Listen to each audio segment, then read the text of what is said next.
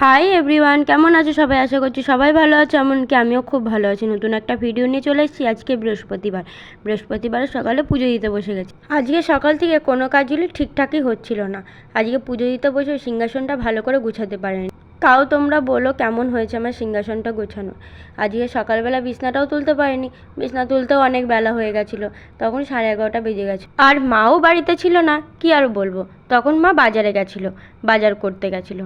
বাজার টাজার নিয়ে বাড়ি চলে এসেছিলো। তারপরে আমি ওগুলোকে গুছাতে শুরু করে দিলাম।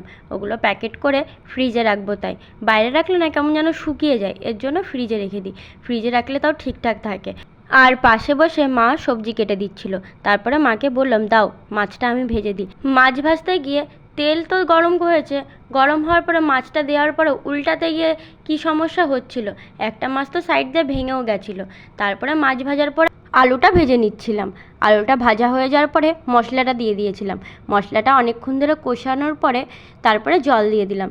জল দেওয়ার পরে মাছগুলোও দিয়ে দিয়েছিলাম। মাছগুলো দিয়ে কিছুক্ষণ ফোটানোর পরে তারপরে নামিয়ে নিলাম। নামিয়ে নেওয়ার পরে আবার কড়াইতে তেল দিয়ে দিয়েছিলাম। আর তার আগে না মা একটা কী যেন ভাজা করেছিল, ওর জন্য না কালো কালো হয়ে আছে। মাছ ভাজছিলাম। আর আমার শাশুড়ি মা না অন্য কোনো মাছ খায় না, উনি ইলিশ মাছটাই খায়। আর আজকে ইলিশ মাছটা কচুর মুখি দিয়ে রান্না হচ্ছিল। মাছগুলো দিয়ে দিল, কিছুক্ষণ নাড়াচাড়া করার পরে নামিয়ে নিল। আর আজকে খেতে খেতে না অনেক বেলা হয়ে গেছিলো, 3:30 বেজে গেছিলো। আমি শুধু রুই মাছের ঝাল দিয়ে ভাত খেয়েছি, আর কিছু নিইনি, আর একটু রসুনের আচার নিই। আজকের ভিডিওটা এই পর্যন্ত, পরে একটা ভিডিও নিয়ে আবার আসবো। আর আজকের ভিডিওটা কেমন হয়েছে সবাই একটু কমেন্ট করে জানাবে।